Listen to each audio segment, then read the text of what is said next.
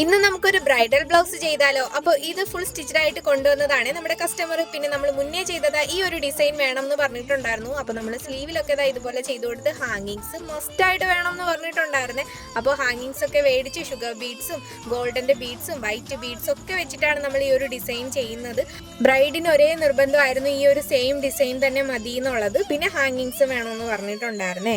അപ്പോൾ നമ്മൾ അതിനനുസരിച്ചിട്ട് ഇതുപോലെ ചെയ്തു കൊടുക്കുകയാണ്. സ്ലീവ് ഒന്നും ഇനി പിരുത്തോണ്ടിരിക്കാനുള്ള സമയമില്ല കൊണ്ട് ഇത്തിരി കഷ്ടപ്പെട്ടിട്ടായാലും നമ്മൾ പിരുത്തെടുക്കാതെ തന്നെ ഈ ഒരു വർക്കൊക്കെ ചെയ്യാൻ വേണ്ടിയിട്ട് നോക്കിയിട്ടുണ്ടായിരുന്നു. പിന്നെ ഇതുപോലെ സ്പ്രെഡിങ് ആയിട്ട് സ്റ്റോൺ ഒക്കെ ഒട്ടിച്ചു കൊടുത്തിട്ടുണ്ടായിരുന്നു. പിന്നെ എനിക്ക് എന്താണെന്ന് അറിയില്ല കേട്ടോ, പേഴ്സണലി എനിക്ക് ഈ ബ്രൈഡൽ ബ്ലൗസ് ചെയ്യാനായിട്ട് ഭയങ്കര ഇഷ്ടമാണ് കേട്ടോ.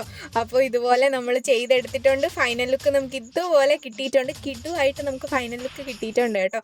ഇതുപോലെ നമ്മൾ ഹാങ്ങിങ്സ് ഒക്കെ വെച്ചിട്ട് ഫ്രണ്ട് നെക്കും ബാക്ക് നെക്കൊക്കെ നമ്മൾ ഇതുപോലെ ചെയ്തെടുത്തു. ഹാങ്ങിങ്സ് കൊടുക്കുമ്പോഴത്തേക്കുമാണ് കേട്ടോ സ്ലീവിന്റെ ഒരു ഭംഗി എടുത്തറിയുന്നത്.